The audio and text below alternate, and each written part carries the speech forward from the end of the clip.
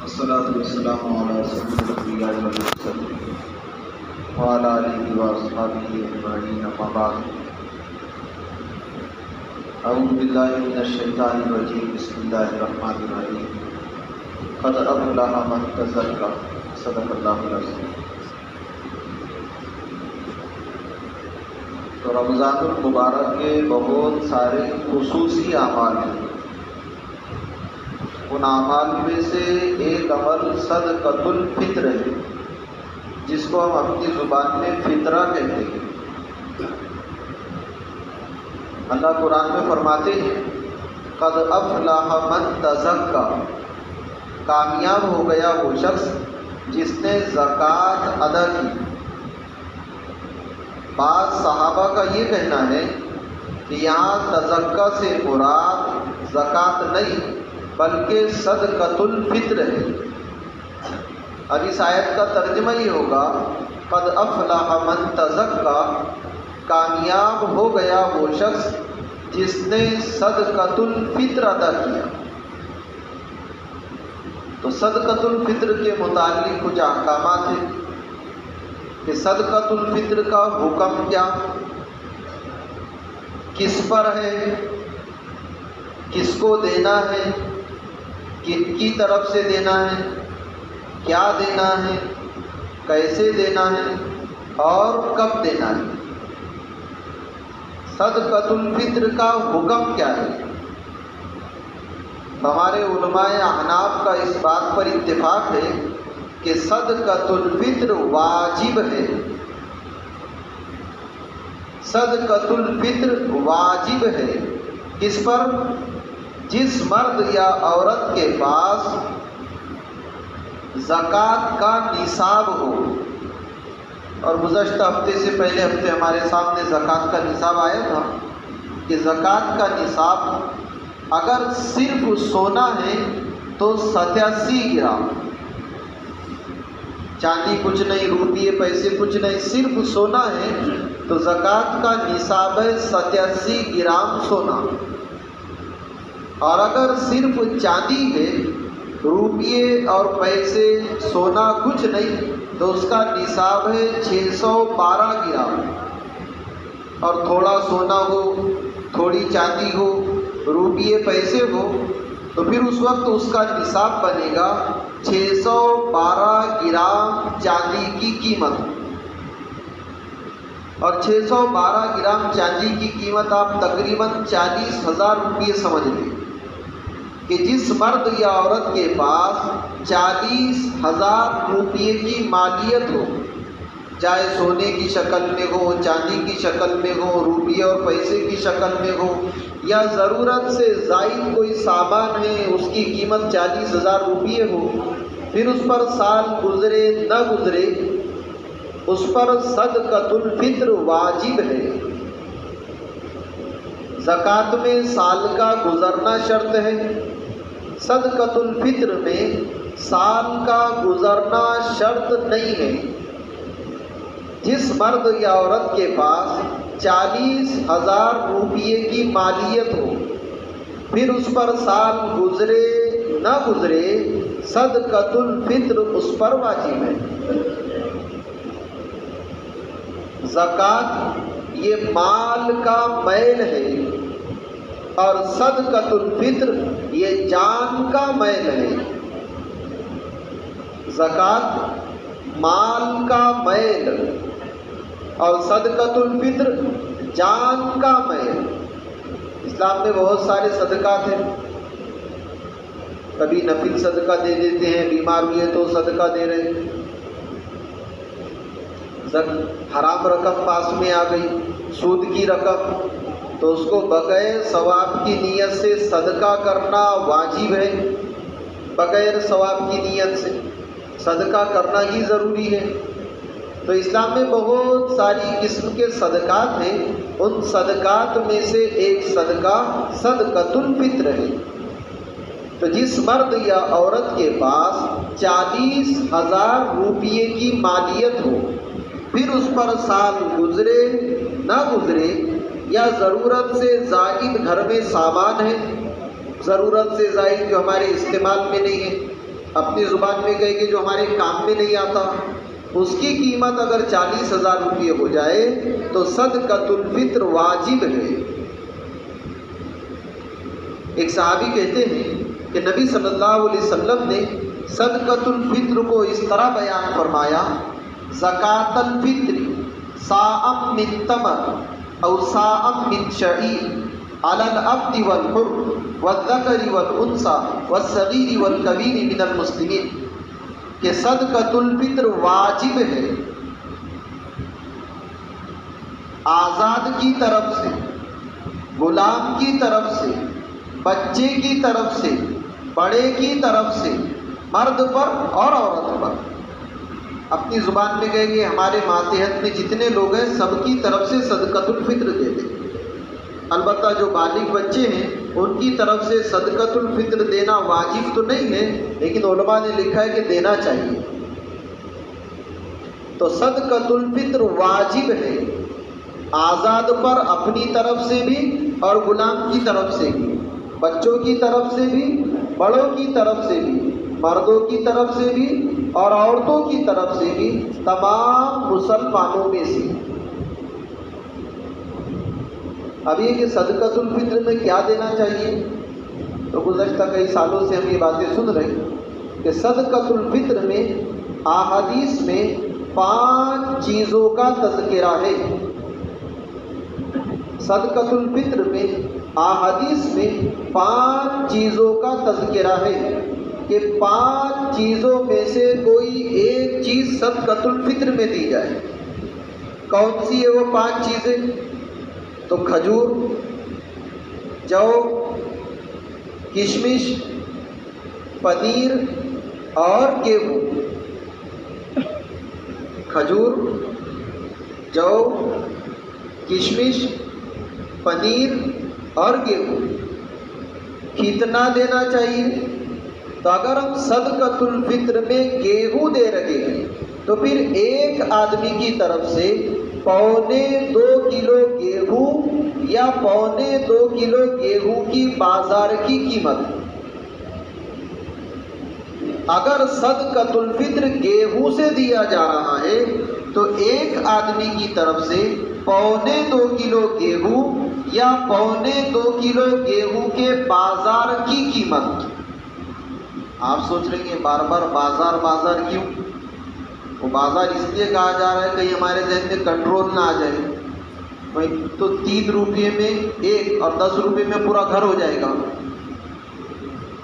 تو اگر ہم صدقۃ الفطر دے رہے ہیں گیہوں سے تو ایک آدمی کی طرف سے 1.25 کلو گیہوں یا اس کے بازار کی قیمت، اور اگر صدقۃ الفطر دیا جا رہا ہے کھجور، جو، کشمش یا پنیر، ان چاروں میں سے کسی ایک کے ذریعے، تو پھر ایک کی طرف سے 3.5 کلو۔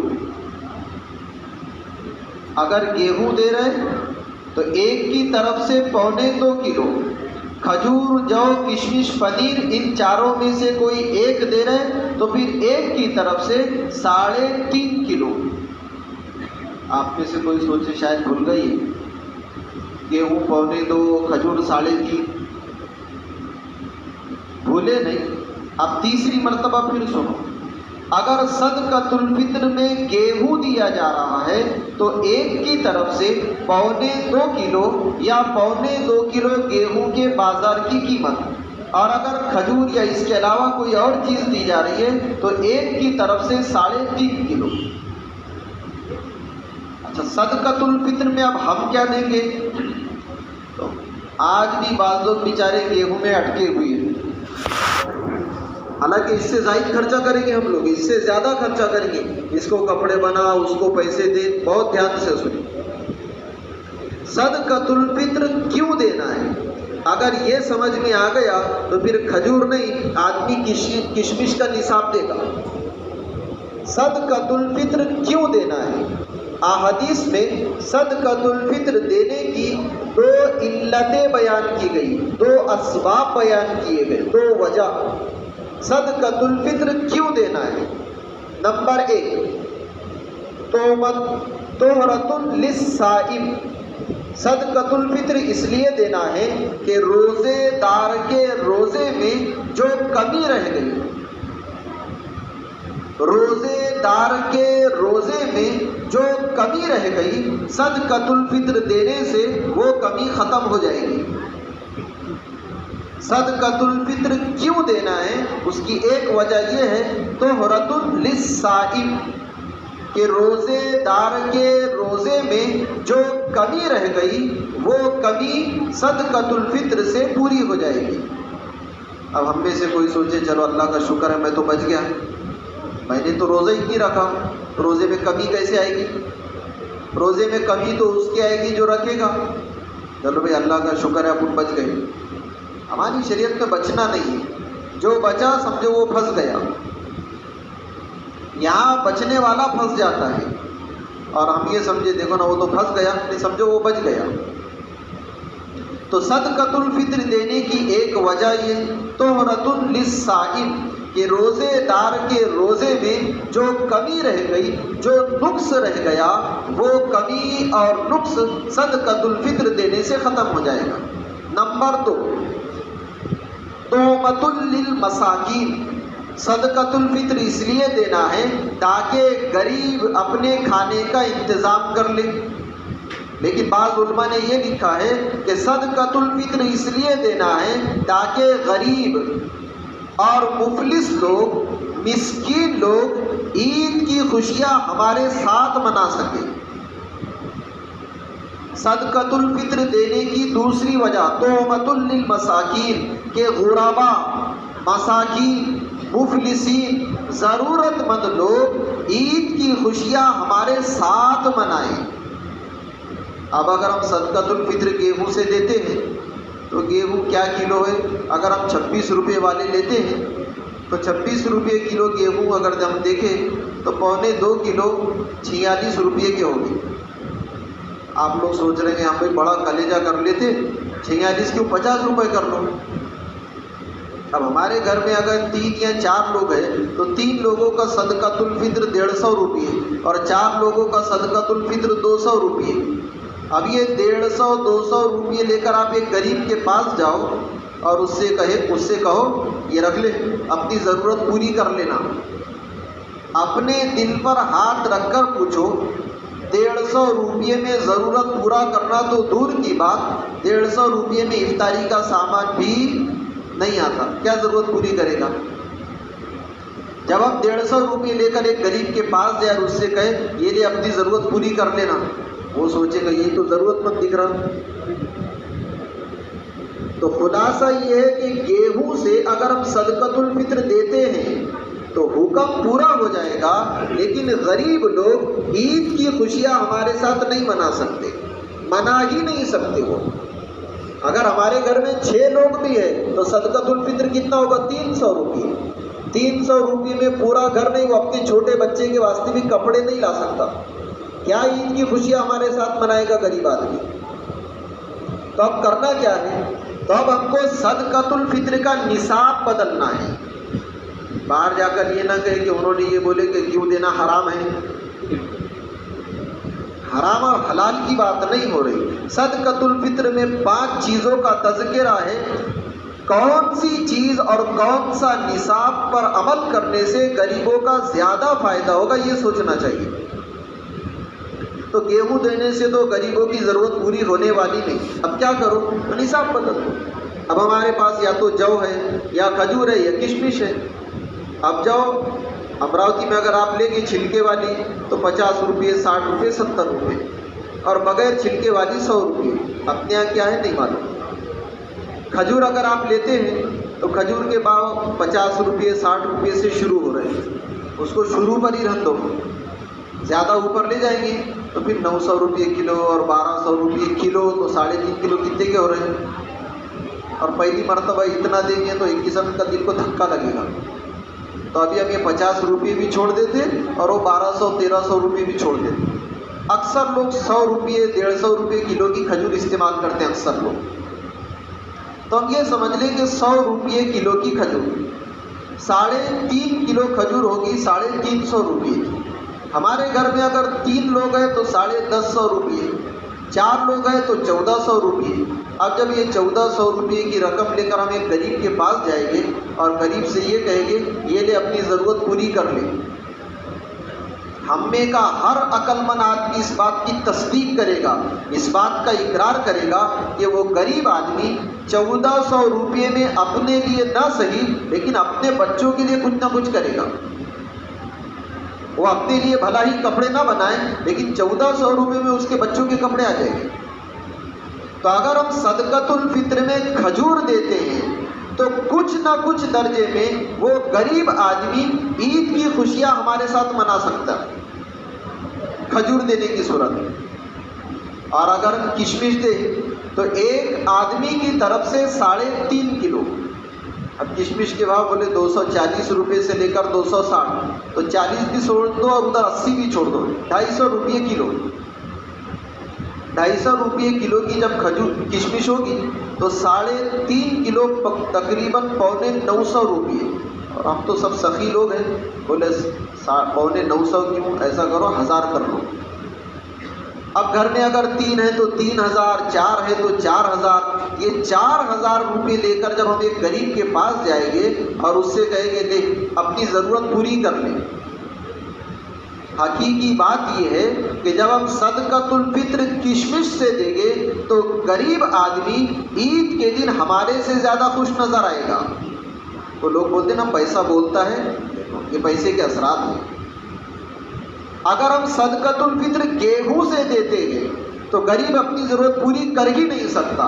کھجور سے دیں گے تو کچھ نہ کچھ درجے میں پوری ہوگی، اور اگر کشمش سے دیتے ہیں تو بڑی مقدار میں غریب اپنی ضرورت پوری کر لے گا. خود کے بھی کپڑے، بچوں کے بھی کپڑے، گھر میں سامان بھی آ جائے گا. اب کیسے دینا؟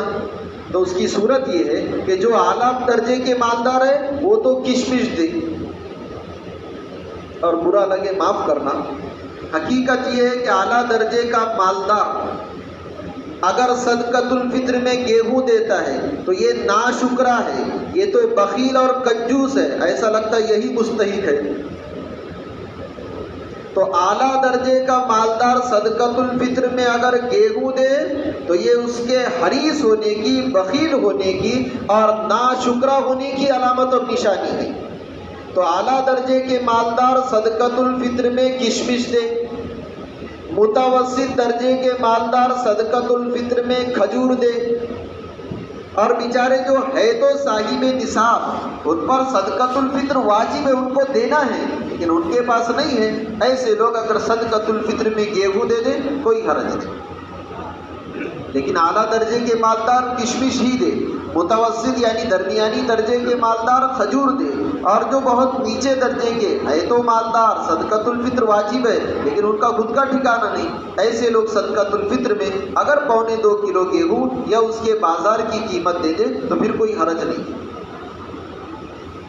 اب پہلی مرتبہ اگر ہم کشمش دیں مسئلہ بن جائے گا. وہ ایک آدمی کی طرف سے 950 اور بولے تم نے تو بولے کہ اگل بغل 1000 کر لو، تو ایک کی طرف سے 1000، گھر میں اگر 10 لوگ ہیں تو 10,000، 8 ہے تو 8، 6 ہے تو 6.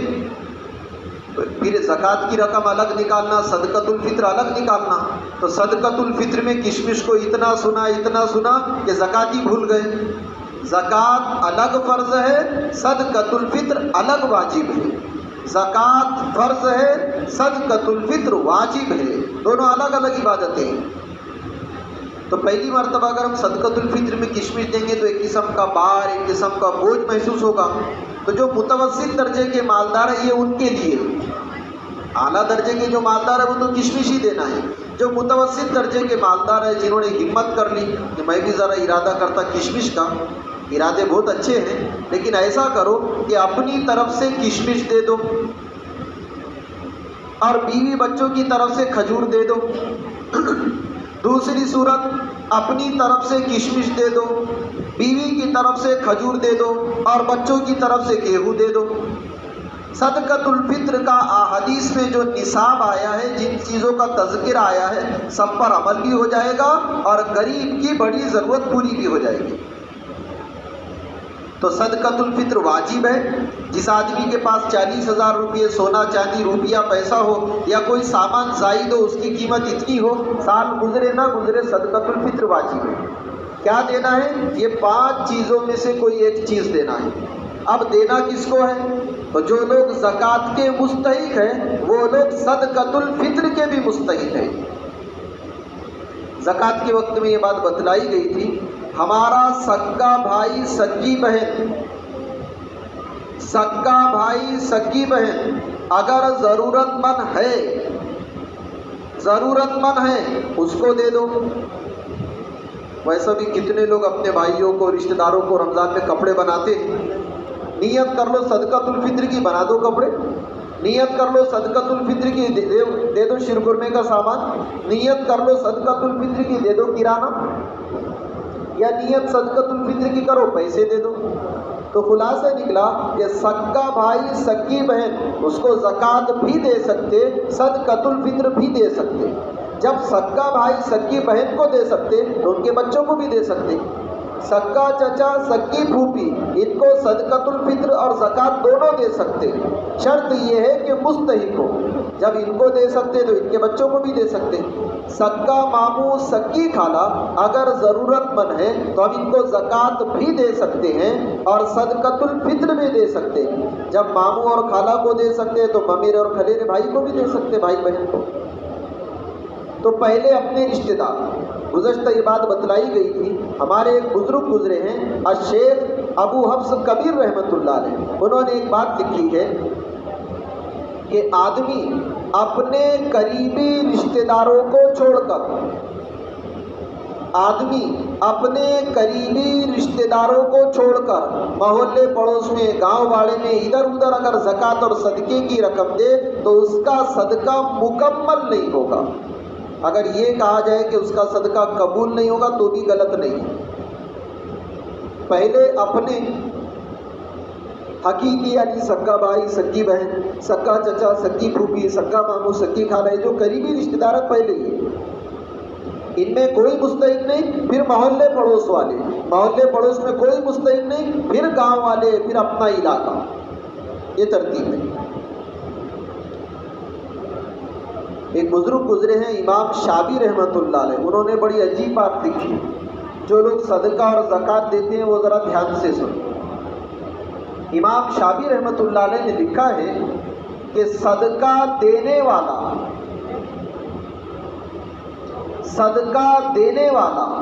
جب تک اپنے آپ کو، صدقہ دینے والا جب تک اپنے آپ کو اجر اور ثواب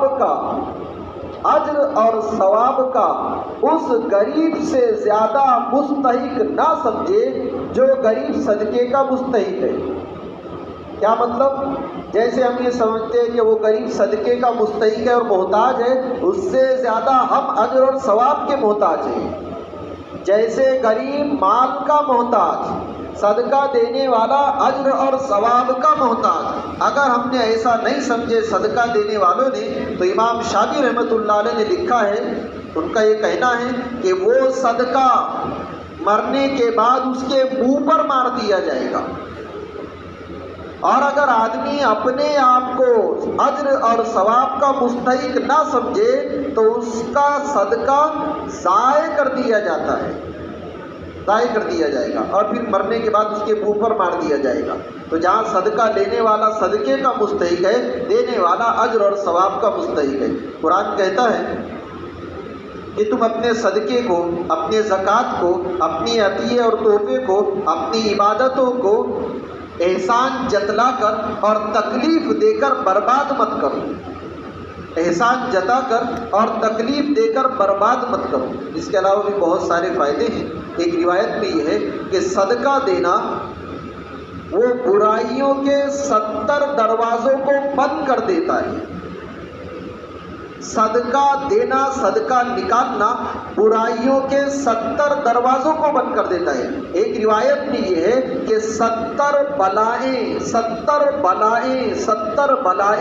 صدقہ دینے سے ختم ہو جاتی ہے. ان میں سب سے کم درجے کی بلا اور مصیبت برص اور جذام کی بیماری ہے.